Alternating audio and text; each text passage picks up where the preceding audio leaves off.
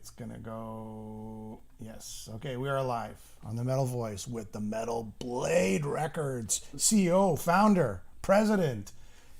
Me and Alan, we've always talked about the East Coast with Johnny Zazula over the years, but I think we always needed to have you, Brian, on the show. It's that missing link, in metal that we needed to, and I'm really happy that we're speaking to you today, right, Alan?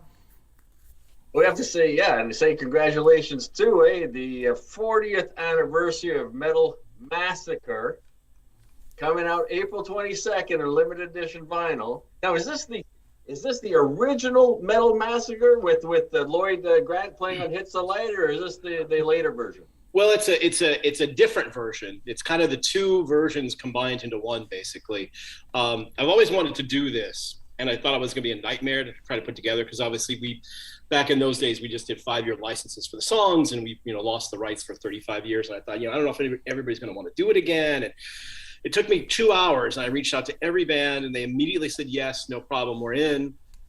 And then obviously we reached out to Metallica, and they were of course in, and they said, hey, can we do an additional 2,000 copies just for the Met Club only? So, of course. Wow. And we had to go back to the bands again, and they all said yes. So it was fun. So it's actually, it's got every song that was ever on the original Metal Massacre. So it's both Steeler and Ratt, because Steeler left after the first 2 pressings, I guess, and then Ratt. And then Metallica, they used the second pressing as well, which was the one without Lloyd Grant on it, but that's what they wanted to use. So I said, whatever you guys want to use, it's all fine with me, obviously. And black and blue, right? You added black and blue. Yeah, yep. Yeah. Yep. So yeah, everybody's all on there. Is this going to be released? This is the first question I got. Is this going to be released on CD or strictly on vinyl? So we're only doing it on vinyl. I wanted to kind of keep it to its roots, basically, which was just all we did was vinyl, obviously, in 40 years ago, and cassettes and those things came a little bit later. And we're only doing, well, I guess there's only 7,000 of them. I wanted to make it really special and super limited. So I think the mail order is all gone. I know the Metallica version sold out in 2 hours. So, but what is available is there are some in stores in both Europe, Canada, and the US. So go to your local record store and hopefully they still have some copies left. Okay. All right. How many versions were there of the original Metal Massacre? I got up to volume 5 or maybe 6 even. Was there any more after that, or how many were there in total? Yeah, we've done, over the years, we've done 13 of them. Oh. We kind of stopped at Metal Massacre 10 because at that point, basically, there were a million labels and bands were getting signed, and the whole idea in the first place was to give bands some sort of ability to be heard. So we stopped it then, and then a few years later, a couple of guys who worked for us said, hey, why don't we bring that back? Because there's a whole bunch of new bands that might not be able to get signed. So we've done a few since then. It's interesting. We're from Montreal, the Quebec region, and Def Dealer was on Metal Massacre later on. Voivod, of course, and we know the stories and we know the guys. So to us, it's kind of like we've come full circle here. Right. But I don't want to talk about those bands today. Maybe we'll talk about it another time. But just let's talk about the bands that sort of propelled into the stratosphere versus the ones that never really quite took off on Metal Massacre. Malice. Let's throw Malice right off the bat. Here's a great American power metal band, Queensryche-ish, right? Tell us about that signing, and these are all demos. Everybody should know these were the demos. They're so cool. Yeah, so basically there was just this scene going on in LA that nobody knew existed, because this is obviously years before the internet or cell phones or anything. So, I was a big fan of metal, obviously. I was working at a record store in LA and finding out that there were all these really cool metal bands around LA. So I decided to put together a compilation album based on kind of the independent mode that the new wave of British heavy metal had going on. So these are just mostly my friends. I was friends with Malice. I was friends with Bitch. I was friends with Ratt. So I'd seen all these bands around LA. And when I, of course, went to them, I said, hey, we can give me a song. We can put it on the record. And so with Malice, we needed an extra song because there weren't enough songs to really make a full record at that point. So they were nice enough to give me 2 songs. So it was pretty fun. Really good guys. I've talked about this a lot, but it's kind of a bummer. Like, people always ask, like, why didn't this band become bigger, right? And a lot of times it's just the wrong place at the wrong time, the wrong label. A lot of bands that happened in the 80s especially the heavier bands, went to these major labels who didn't really know what to do with them. They just thought, well, metal's a big thing now, and Motley Crue sells a lot of records, so we should find some metal bands. And that unfortunately didn't go too well for a lot of bands that were not named Metallica or Slayer, or Exodus, or Megadeth. Right. Alan? So how many pressings were the original copies? How many pressings did you have total? Well, so here's the way it went. So, of course, I had no qualms about opening a record label or anything. I was just a kid with a fanzine and work at a record store. So I didn't intend to be a record label. So I was able to scrape together enough money to make 2,500 copies, which immediately sold out. And the next week, all of the distributors are saying, we need more. And I go, I don't have any money. So you guys pay me. I can't make any more. I don't have any money. So one of the distributors and company named Gem, which was based in Los Angeles, came to me and said, hey, we'll license it from you and we'll put it out. We'll put it out on our thing. I said, all right, so sure. Big mistake. So I gave them the rights. They changed the cover. That's why if you see the silver cover with just the Metal Massacre on it, that's the Gem version of it. I have absolutely no idea how many they sold because they never gave me an accounting, and then they went bankrupt. So I have no idea. It could be 5,000, it could be 10,000, it could be 15. I have no idea. So we got the rights back from that, and then put out the classic Metal Massacre cover and put all the bands on it. That was the one where Black and Blue came in instead of Steeler, and put that out. And I think we did, I don't know, between CDs, cassettes, and vinyl, we had it over the years. We probably did, 30,000 copies of it maybe. So there might have been at the most maybe 50,000 between all the different formats. I love these, young guys with a dream and putting it together, have no idea what a record label is. I'm sure even publishing, right? You didn't understand back then, or licensing, or... Well, I didn't even have a lawyer for the very first Metal Massacre. There were no contracts or anything. So we had a guy who was working above the record store who was just starting out as a lawyer. And he came down and he said, hey, you're putting out this record. Do you have any of these bands under contract? I go, no. So I can't afford a lawyer. He said, well, I'm just starting out. I'll be your lawyer for a very minimal fee. I said, okay. So he became our lawyer. And then we had to go back and get these bands to sign contracts. That was kind of where Steeler went out, because they had a bunch of stuff going on and they didn't feel at the time that they wanted to be on the second one. So, and the funny story about that is that lawyer is still our lawyer. He's been our lawyer the entire time, and he now represents some of the biggest producers in the world, Butch Vig and Danger Mouse, and a whole bunch of huge artists and stuff. But he still is still our lawyer. So he has had a huge amount of success as well. Yeah.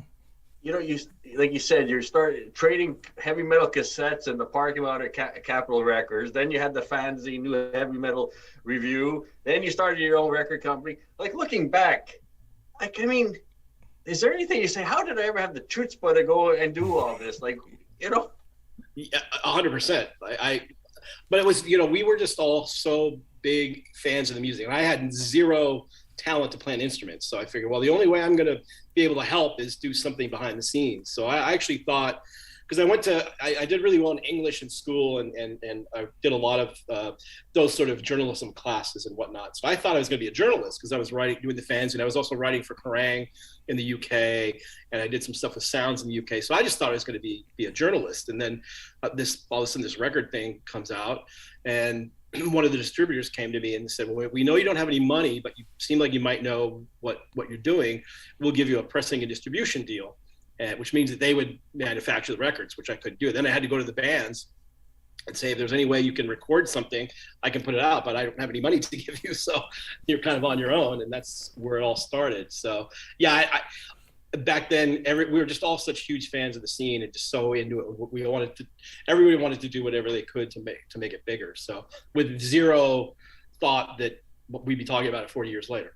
It's Ignorance was truly bliss, I guess. You know what? And things haven't really changed, because me and Alan have been doing this for 11 years, just promoting the bands and, promoting the gigs, promoting the records. So metal's always been driven by the fans, right? The guys who are running the show, the infrastructure, we'll call it, has always been the fans, and it still is, right? everybody, that's why I love the metal world so much, because everybody's fans. The bands are fans. The people working at the labels are fans. The people that do all the stuff that you guys do are fans. Like everybody in the scene are fans. So it kind of makes it, a whole like metal family where we're all in it because we love the music. And you don't really see there was a time in the 90s where there were some people involved that didn't really know what they were doing, but that's thankfully all pretty much gone now, and everybody that's involved loves the music, so it's great. Okay, I need you to connect. Okay, I'm sure you've answered this question thousands of times in your book, the Metallica thing. When I hear these stories, and I didn't read your book, I would like to read your book, but I haven't read it yet. Okay, and by the way, everybody pick up Brian's book. Thank you. It's what is it called? Metal Blade? It's called For the Sake of Heaviness. I stole an Armored Saint song title because I thought it was cool. Yeah. And it's a long title. For the Sake of Heaviness: The History of Metal Blade Records. The history of Metal Blade. Yeah. Okay. Pick it up. Now Metallica. Here's this young guys. You go. I have Todd Latore says hi, Brian. Oh, cool. Todd's a regular on our show. I just Todd, how's the tour? How's the tour, Todd? Like about a week ago. They're great. Right. Tell us about the Metallica thing here. It just blows my mind. I've heard about this and I read about this. How do you promise like a band a piece of space, a real estate on an album, and you haven't even heard the album? They didn't even have a band, the song. Yeah, so it's still, to this day, every time I tell it, it's still such a crazy story. So the Michael Schenker Group played a venue called the Country Club in Reseda, California, a suburb of Los Angeles, in December of 1980, which we found out later, like, everybody from Metallica, Armored Saint, like all the bands were all at that show, even though nobody knew each other. So I was there with my good friend John Cornarens, who was basically, the other guy helping me with the fanzine and also with the compilation album. So after the show, he's in the parking lot and he sees a kid wearing a Saxon European t-shirt. Now in 1980, nobody in LA knew who Saxon was, let alone would be wearing a European t-shirt. So John runs up to the kid, said, "Where'd you get that shirt?" And he goes, "Oh my God, you know who Saxon is?" And I go, "Yeah." He said, "Well, I just moved here from Denmark like 2 weeks ago. I didn't think anybody knew who Saxon was." Like, no, we're totally into it. My friend Brian and I are really into it. So you got to meet him. So a couple days later, I don't remember if it was his house or my house, but Lars and I and John all got together and started just going crazy over the new wave of British heavy metal. Because Lars, moving here from Denmark, didn't think he'd know anybody. Mm-hmm. Didn't think he would find any friends that knew what was going on with the scene because he was a big music fan. So we all became obviously fast friends because of that. So fast forward to a year and a half later, or almost 2 years later, I guess. A year and a half. So I'm putting together this compilation album, and Lars called me up and said, "Hey, if I put together a band, can I be on the record?" I'm like, "Sure, we need band on the record." So we need space. We need to. Why not? So I guess the story was he and James had jammed a couple of times, but nothing really was happening. So when Lars came back to him and said, "Hey, we can be on a record," and in 1981 and 82, being on a record was a pretty big thing. So they got together, and the three of them, the two of them, recorded everything, and then Lloyd Grant, who we mentioned earlier, played the lead, and that was the original Hit the Lights. Mm-hmm. And so they brought me, literally typical Lars, brought me a cassette tape the very last minute. They almost didn't make it on the record because he was probably about an hour away from it not getting there in time because we had everything all set up to go. So they brought a cassette, and then it was $50 to bump the cassette to a quarter-inch tape. And none of us had the money. Luckily, John Cornarens had $50, so he paid the $50, and Metallica ended up on the record. And then I didn't hear it until later. That's what blows my mind. Right? It just blows my mind. And I was like, wow, it's actually. I mean, the recording is not great, but the song actually is pretty decent. Yeah. Did you? And they went on to do okay, I think. Yeah. Well, I just want this is the connection I want now. So they're on Metal Massacre. They're picking up steam, right? At what point did you say, you know what, I want to work with these guys, or I'm going to hand them off to Zazula? I know then they created that tape, right? So they created the No Life to Leather demo, which I'd seen them live a couple of times and thought they were actually pretty good. I was like, well, this is a lot better than I thought it was going to be. And actually, my aforementioned friend John Cornarens came into the record store one night, said, "Hey, I got a cassette of a new band I want to play, but I'm not going to tell you who it is." So I try to guess. I'm like, all right. So he plays me this cassette. I'm like, wow, this is really good. I had no idea who it was. I said, "That's Metallica? Oh my gosh, these guys are really good." Yeah. So obviously, I wanted to work with them and they wanted to work with me, but none of us had any money. And this is still in the early days when I had no money or no chance to get money. So they came to me at one point and said, hey, we've got an offer. We could go record a record in a studio here for $10,000. I said, well, that's nice, but I don't even have $1,000, let alone $10,000. So that never happened. And then, they needed a new bass player. So that band Trauma was on Metal Massacre 2, which was Cliff Burton's band. And I'd seen them play in LA once, and the band wasn't great, but he was incredible, obviously.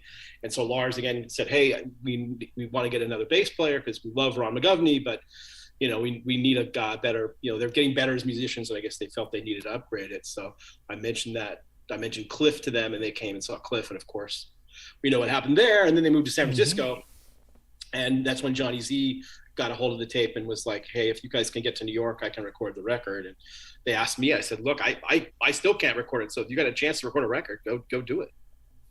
It's the whole grassroots movement. Like, you had the West Coast, Johnny Z was working the East Coast.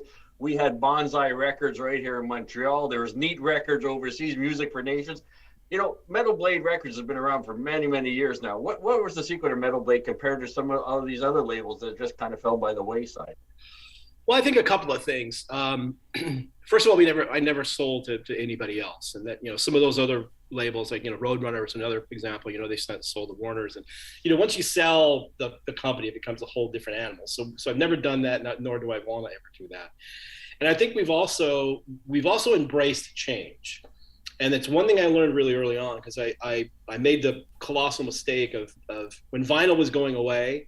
And everybody's telling me stop making vinyl. I was like, no, vinyl's never going to go away. I can't stop making it. So I kept making it like an idiot. And then one day, basically all the record stores in the world pretty much decided they were going to ship all the records back. And you got to remember, at that point, the music business was still a consignment thing. So I got all these records back. So I actually owed our distributor $100,000, which of course I didn't have. So, we worked out a deal where we would pay it back over sales and stuff, but I had to basically run the company for about 6 months on credit cards. So I got every credit card I could possibly get, because I couldn't get a loan or anything back then. So I did that. So that was a huge mistake. So I said, I'm not ever going to do that again. So whenever there's something new or different or something happening, even the tape trading thing, we learn to embrace that and use it for good and for positive for us. And the same thing with streaming and everything else. So I think we've tried to stay ahead of the curve in terms of that sort of stuff, the technological stuff. And then obviously I'm just really lucky that the bands that I like and our staff likes, other people like. So, because it's just stuff that we like. So we've just been lucky to be able to still be relevant, 40 years later, which is pretty insane. Which are the bands that you said that you had the opportunity, and I guess money played a big factor back then, that you said, you know what, I would have loved to work with these guys? Of course, Metallica. Or maybe there was a band that you did have the opportunity, but you go, maybe they won't work. Yeah, so there's a couple of them, but the main one was Pantera. Yeah. So I used to do a radio show. Z-Rock used to be this big radio station in Dallas, Texas. They became national for a while, and they were pretty big for a little while. So I knew the guy, and still do know the guy that runs it. He now runs hardradio.com. But anyway, so he would let me go down to Dallas and just basically sit on the air for as long as I want and play whatever I wanted to, which was super fun for me. So this was in Dallas. So the Pantera guys would always call in and go, dude, Pantera, whatever. And this is when they had the different singer, and they were more of a kind of pop metal band, which wasn't really my style. Super nice guys. So they obviously got Phil in the band, and they were managed by Concrete Management, who were very good friends of mine. Our New York office was in their office for years and years and years. And we did a lot of stuff. They did the Foundation's forums and all this sort of stuff. So they were managing Pantera. So they came to me and said, hey, we have this Pantera record. Would you like to put it out? And I said, well, yeah. After I heard it, I said, well, yeah, but they needed a lot of money. A lot, like not huge amounts, but for the 90s, close to like $100,000, I think it was. Mm-hmm. And we were at Warner Brothers at the time, and I was like, I like this record. I like you guys, but that's a lot of money to risk. So I decided not to do that, which was probably a pretty big mistake. But they went on to be okay. So I don't. You could only do what you could only do. I don't think that hurt them in any way. Yeah. Was there any bands that you thought would be the next greatest thing, and for some reason it just didn't pan through, that you signed? Yeah, I mean, look, there's a lot of them. There's a lot of bands that we've had on the label for a long time that I always thought would be a lot bigger. The Armored Saint, Fate's Warning, Lizzie Borden, so many bands.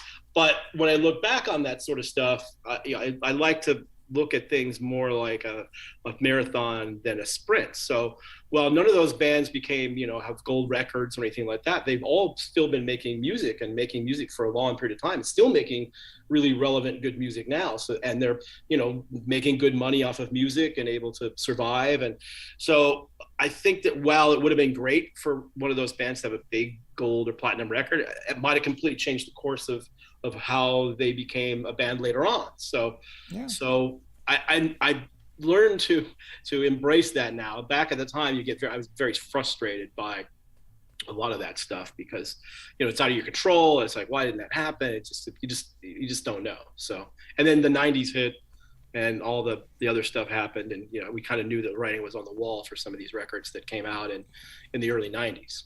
Yeah. All right, let's go through some of the songs on Metal Massacre 1 and just quick little stories. Ratt, Tell the World. So yeah. Let me just preface this. When I put on this album, when I heard it a long, long time ago, that was always the track that stood out for me because of Stephen Pearcy's tone. That unique tone. But go ahead. Well, Ratt was an interesting band because they started off really heavy. Like when the first time I saw them, the first LA show I ever saw was Motley Crue and Ratt at the Troubadour on a Wednesday night for $1. Mm-hmm. And Ratt was really heavy. They were like Judas Priest. They're all wearing black leather, and they had the twin guitars. And I think Jackie Lee was even in the band at that point. Yeah. So they were pretty heavy. And then, when I was putting the record together, Motley, because Motley was originally going to be on that record. I was doing a ton of stuff with Motley at the time. But their managers came to my mom's house and sat on her couch and said, hey, we have 900 Motley Crue records. What do we do with them? So I go, hey, take them to this distributor, Green World, who was our distributor, and they'll help you out. So again, if I would have known now what I knew then. So Ratt was they were in our world. They played, Bitch and Ratt and Malice and Omen and Savage Grace. All these bands all played together. I remember one show, a place that I was booking called the Valley West Supper Club, which was in Tarzana, California. It was like right near where I lived. And I liked booking shows there because I didn't have to drive all the way to Hollywood. But Bitch was headlining and Ratt was opening. We were talking to Robin Crosby after that show. He goes, man, we just can't attract enough fans, and it's just frustrating. I go, dude, you're going to be fine. You're going to be okay. So they obviously went on to do amazing things. So. And it's fun to still be friends. Stephen Pearcy has been really phenomenal in this whole process, really helpful, and really happy to be a part of it. So it's been great. It's obviously, great seeing all their success. Was their song on before they released their EP, or was it during or after? I think it was right before, because the EP came out right after that, again on Green World, because I didn't know what I was doing or had any money. So. It's always back to that, isn't it? Right? That's just life. That's just life. Yeah, right? It's all right. Yeah. It's all good. And I was surprised to see Black and Blue on here, because for me that was something like mid '80s instead of the early '80s for some reason in my head. Pandemonium, the same thing. Yeah, they were part of our scene in that world. We all knew each other. We all hung. We used Betsy from Bitch's mom's house was the epicenter of everything back then. And all the bands, after going to Hollywood and seeing shows, we'd all end up back there. And they were just, super good guys. And they were, the early stuff was pretty heavy for Black and Blue. It was only kind of later when they got signed to the major label that the major label's like, we need hits now. So they kind of switched it up. And I mean, that scene kind of went in two different directions, really. It was like there was, in the beginning, everybody was kind of pretty heavy and pretty metal. And then Motley kind of took that turn a little bit to the right, to the more commercial end. And then, Ratt and Black and Blue and Pandemonium and a bunch of other bands kind of followed that way. And then the Armored Saint, Bitch side kind of went the other way. So it's kind of interesting. What about Bitch? Betsy. Yeah, they were my, oh, sorry. They, here's the first woman really back then, before, like more of a metal, right? A metal woman, female fronted band, we'll say, right? And who could forget that album cover? All right. So they were, probably my closest friends back then. Her boyfriend was the guy, his name David Caruth, and he would come into the record store all the time and buy, buy music. I just knew him as a customer. I didn't know he was in a band. I didn't even know there were any bands playing in LA. And I think he was the one that first told me, said, there's bands playing in LA, metal bands playing in LA. I said, there are? I had no idea. So that's when I went and saw, Ratt and Motley Crue, and started seeing Bitch and these other bands. And so they were my close friends, and still are. And I was so frustrating, because that's another band that we thought should have been a lot bigger than they were. I mean, they were doing something different. Their show was crazy, a female fronted lead singer, very sexy, all this sort of stuff. But we ran into all these obstacles that, you think about today, but it's like, having a woman fronted heavy metal band back then was kind of not really what anybody wanted to see. It made it very difficult for them. And then the name Bitch, like, we couldn't get them played on the radio back then, because at that point in the early 80s, you couldn't say bitch on the radio. No. So that's why eventually we put out a record called Betsy, trying to work that end of things, but it didn't quite work out. But great people, and Bitch is still out there kicking it, playing shows today. Yeah, I think she played with Thor in California. Yep. In Hollywood. Yeah. So what would be some of the challenges? Like you said, you started off small room in your mother's house. You were the AR guy. You were the covers, designing the covers. Looking back, I mean, would you be able to do that today? Oh, absolutely. Well, absolutely not. Excuse me. I was just, back then, I don't think any of us thought about anything. I was working 17, 18 hours a day, every day, doing everything. But it was an incredible learning experience, just doing all that stuff, everything from the promotion to the pressing to, it was a one-man label really for 3 years that I did it. But I did learn so many things doing that. I mean, I learned way more the first year just doing that sort of stuff than I learned in however many years I was in school. So it was fun. Back then it was just fun. None of us thought of it as work or chores or anything. It just was fun. The whole thing was super fun, and the scene was fun, and it was fun being able to work with my friends who, put out records. And it wasn't until kind of the late 80s when things got a little bit more business-like that it became still fun, but not quite as much fun. Are you planning on doing more of these Metal Massacre volume releases every year? I don't know. Editions? Like I said, I never thought that this one we'd be able to put this together, and it was so easy that it is kind of it's kind of crossed my mind now that we might be able to do some more. It's a little trickier though, because on the first one, I still knew all the bands, so it was really easy for me to reach out to everybody and be able to get the rights. On some of the subsequent releases, there are some bands that have been gone for 30 some odd years that I don't know how to ever find them to get the rights back, because we'd have to get the rights back to everything. Yeah. So it's crossed my mind. So maybe we'll do a best of Metal Massacre. I don't know. We'll see. We'll hook you up with Death Dealer. Don't worry. We'll hook you up. Perfect. I'll put you in touch. Go ahead, Alan. Sorry.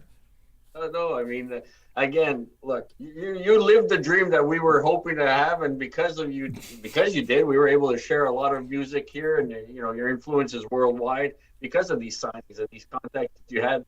And again, like you said, they were all your friends at the time, and they grew into these great popular bands. So I personally thank you for that. Yeah, well, thank you guys for supporting it, because obviously, if it's not for guys like you, then nobody's going to hear it. So I appreciate all that. And it's still fun today, and it's still the same way. Like, all these bands are all really, really good friends of mine. The reason why I'm here in Dallas is that I went to see the 40th anniversary Metal Blade tour with Cannibal Corpse, Whitechapel, and Revocation. They played in New York when it was snowing, so I'm like, I'm not doing that. And then they played in LA at a venue that I really can't stand, because it's not a really great place to see a band. So anyway, I came down here, and I've seen the Cannibal guys once. They played Psycho Fest in August of last summer, so I saw them briefly there. But I haven't seen the Whitechapel Revocation guys in 2.5 years, and I haven't been on a tour bus in 2.5 years. So walking on a tour bus was so weird.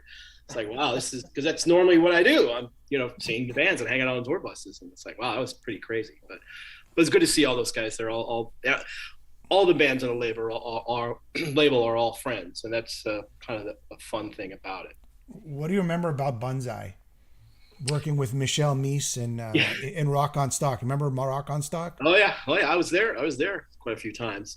That was back in the early days when obviously we only had distribution really in the US, and we didn't have anything in other territories. So when Bonsai came up and said, hey, we have distribution in Canada, would you want to license some of your records? I said, sure. Same thing with Music for Nations in in England and Roadrunner Records and in the rest of Europe. So, and then we reciprocated where we did things like Deaf Dealer and some of the stuff that he put out, we would license for the US. So it was a cool relationship for quite a long time. I think it got a little weird at the end.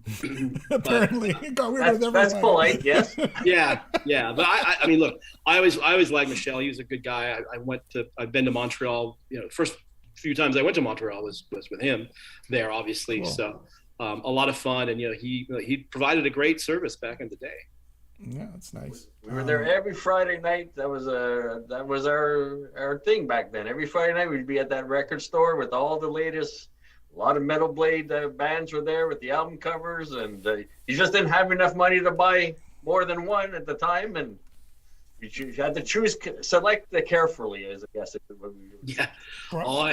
Same here. That was always a struggle. Was like, I have $20. I can only buy one record. Which one do I buy? Yeah. Now for $10 a month, you can listen to anything you want. Yeah, that's right. That's right. Here's a great question from K-Man. He goes, what are the hardest challenges running a label in 2022? I've been neglecting all these questions coming in here, but because we're on, what are the biggest challenges for running a label in 2022? Well, I mean, there's a lot of things, obviously.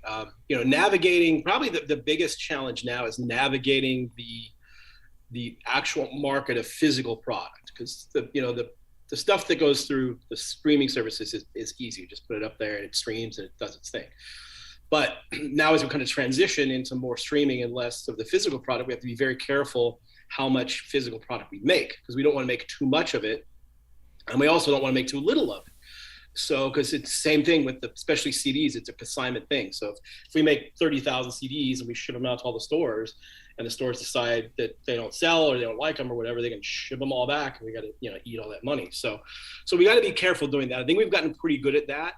The vinyl thing is fairly easy, just because it's such a huge medium now, and it's so difficult to get vinyl made because of all the pressing plant issues and everything else. So that really, no matter what we do, we sell out of all of that. So, but the other physical stuff is tough, and also, just making sure that the bands have whatever they need and they're happy and all that sort of stuff. But so how about some again, you don't have to say anything, maybe some spoilers of stuff that are coming up with Metal Blade. But again, we can leave that up to the bands. I don't know if there's anything that you'd like to promote or. Well, yeah, I mean, the two things that I get asked about all the time are King Diamond and Merciful Fate, with their wonderful group there. So one of the reasons I have an apartment here in Dallas is to work with King, of course, which I haven't been able to do in person for 2.5 years now. But I had a really good conversation with him the other day, and he's working on both King Diamond and Merciful Fate. I might have heard a demo or two that sounded really, really good. I don't know when either of these records are going to come out, because King likes to do things at his own speed. It's like, well, hey, whatever works for you is totally fine with me. But I'm very happy with what I've heard so far, and so hopefully everybody will be pretty happy. And obviously, Merciful Fate is doing a bunch of festivals this summer. Knock on wood, as long as they don't get canceled. And then they're also playing Psycho Fest in Las Vegas, which I think will definitely be the only U.S. date. There's a possibility there could be a Canadian date somewhere along the line here too, but we'll see. So those are the things that I get asked about all the time. But there will be a new King Diamond record, I'm hoping, in 2023, and there will also be a new Merciful Fate record sometime soon-ish. When you walk into King's home, is it like, is it weird, or is it candles, or is it just a regular home? No, I mean, it's funny because I've known him for so long, and he's again another dear friend of mine that you kind of forget about that sort of stuff. But there's definitely he's got some stuff. He recently moved into a really nice new house that's more suits his personality a little bit more. It kind of looks like a big castle almost. But he's got a lot of really cool stuff in there. And I've been into his house so many times now, I don't really even think about it. But if you bring other people to his house for the first time, when he's interviewing managers and stuff, and he's got so many crazy stories about the artifacts there, I always kind of forget about that stuff. But it's a little bit of what you would think it would be like, but it's also a very normal house. So it's not like the entire house is black with all sorts of crazy stuff. But there's definitely some trinkets around it. Pretty cool. Yeah. Andy LaRock, I'm friends with him, and he gave me this shirt when I met to see him. And I met King, and I have to say this about King Diamond. He didn't have to talk to me. He actually stood there, had a conversation with me, just like that, just a normal conversation. And, you know, he's such a really nice guy, and he's very smart, and he's just great person. That's all I'm going to say. I agree 100%. When we first started working with him, you know, people didn't know what to make. But I had a couple people say like, "Hey, be careful. He's tough to deal with." I'm like, "Oh, all right." I mean, I knew him. I just knew him as a friend. He seemed like a nice guy to me. I mean, we've rarely ever had any problems with him. He's great, and he does enjoy the art of conversation. Yeah. So I do know if I see him calling that I have to make sure I have plenty of time available, because he likes to talk. He did my friends that metal show with Eddie Trunk, Jim Florentine, and Don Jameson, and I was the one that kind of brokered King Diamond being on there. And Eddie asked me, or one of the guys asked me, said, "Is he gonna be okay to talk? Is he gonna be able to talk?" I said, "Oh, don't worry. You'll have a nice long segment. You'll be good." King's the best. Just for myself. I was just standing there. I want to end with this. I was like standing there. King's talking to me. All I could think to myself, King Diamond's talking to me. King Diamond's talking to me. King Diamond's talking. Because, you know, I love King Diamond. Was he in makeup or not? And he was in makeup too. Yeah, that's the only time. That's the only time it gets weird because I know him as King, obviously. So it's kind of weird when you talk to him in makeup. It's a whole like, whoa, this is kind of different. Yeah, it's cool. It's cool. I'm just wondering if there's any Fates Warning. That's one of my favorite signings on your label. If there's any news from Fates Warning or Arch Mateus. Yeah, so obviously Fates Warning put out their new record in the pandemic, and they were not able to tour that record yet. So there will for sure be a world tour when those sort of things are easily happening again. There will eventually be another Arch Mateos record, which of course makes me very, very happy because I'm a huge fan of John Arch. I'll always have been. He's another wonderful human being, but also just an incredibly talented guy. And actually, I have a second book coming out, and I talk a lot about Fates Warning in that book. It's kind of a deeper dive into a lot of the bands, and there's an extensive talk with John Arch about you know his stage fright and what he got out of the business and stuff. But he still sounds amazing, and there definitely will be another record. I don't know when. It's another one of those things where I'll let Jim and John figure it out whenever they're ready. But both John and Jim did confirm at some point there will be another one. But for Fates Warning, probably going to be a little while before there's another record, just because that one came out again during the pandemic last year, and they've got to tour it. So I would imagine you're probably looking 2024, maybe something like that. So. All right, book. What are we talking about? A new book? When's that coming out? Yeah, so I was really blown away and humbled by the reaction to the first book, because you know when you write a book, it's like I don't know what you kind of put yourself out there. It's like, you know, I don't know if people are gonna like it or hate it or whatever, and the overwhelming response has been so positive. I really absolutely blown away. I had no idea. So then, you know, people kept asking me, hey, what about a second book? I'm like, well, I never really thought about that. One was hard enough. But a lot of people wanted a deeper dive into some of the smaller bands, like a band like Death Dealer or another great Canadian band, Psy. So they wanted a deeper dive into a lot of that stuff. And plus, you know, I wanted to have more stories about, you know, my friends like Amon Amarth and Cannibal Corpse and Fates Warning and Armored Saint and all that sort of stuff. So I've written the book. The book is done.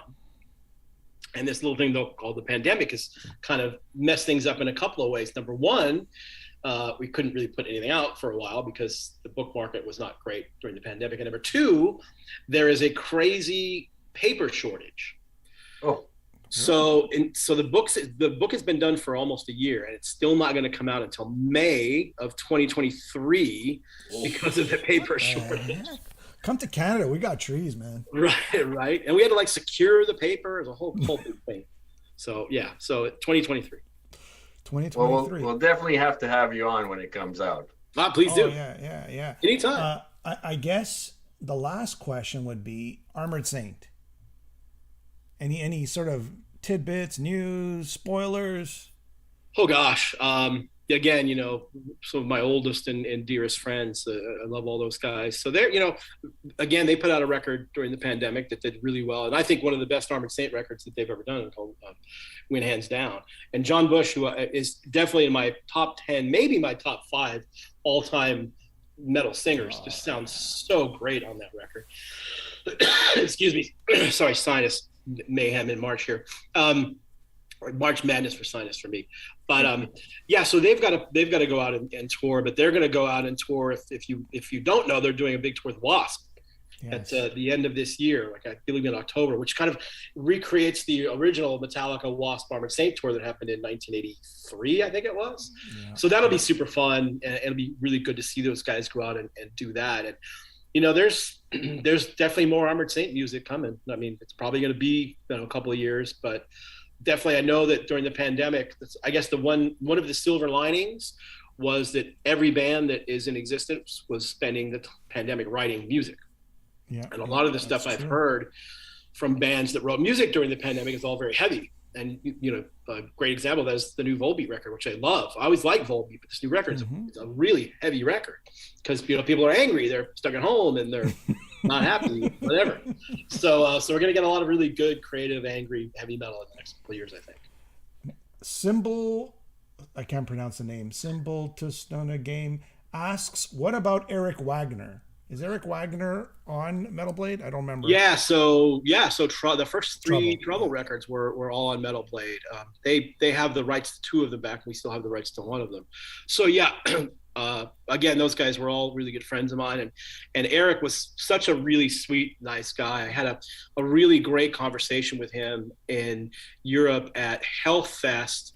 Whenever the last time Skull played there, it's like I can't remember time frames now because this whole 2 years is screwing me. It might have been 5-6 years ago, but I hadn't seen him for a while, so we had a chance to sit down and we just chatted for about an hour and a half. And such a really good, sweet dude and incredibly talented. It really was shocking, you know, to hear what happened to him. So, rest in peace, Eric Wagner. One of the, you know, early metal great singers of all time for sure.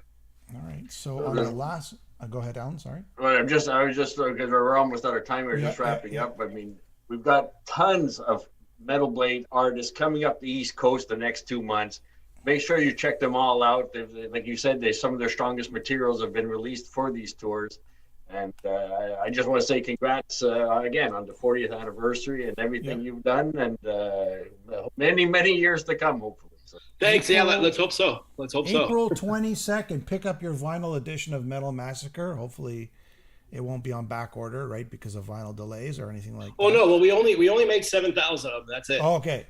So they're made. I wanted to keep it really special for everybody. So I'm afraid what the aftermarket's going to look like, but, you know, it is what it is. Okay. Well, Brian, a pleasure to have you on. You're welcome back anytime to promote whatever you want to promote. It's great speaking to you. I'd love to dig into the past even more in the future. And that's it. That's pretty much it. Any last words? Well, again, thanks to you guys for having me on. I appreciate that. Literally anytime you want, just let me know. And obviously thanks to everybody that's out there. Obviously none of this would have ever happened if we didn't have the support of everybody out there. So I'm very appreciative for all that and very thankful for everybody supporting the label for 40 years now, which is still kind of crazy. Amazing. All right. Thank you so much, everyone. Thanks for tuning in. Thanks, Brian. Thanks, guys. Appreciate it.